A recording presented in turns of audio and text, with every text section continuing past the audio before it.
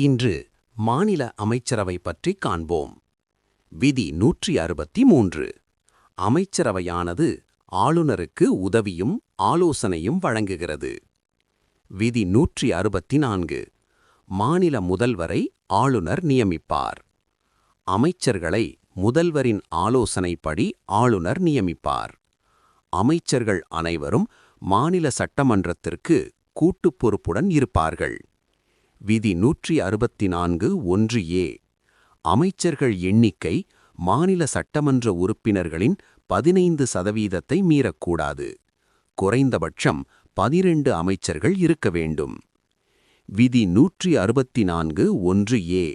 ஒருவர் அமைச்சராக நியமிக்கப்பட்டாலும் அவர் 6 மாதத்திற்குள் சட்டமன்ற உறுப்பினராக எம்எல்ஏ அல்லது எம்எல்சி ஆக தேர்ந்தெடுக்கப்பட வேண்டும்.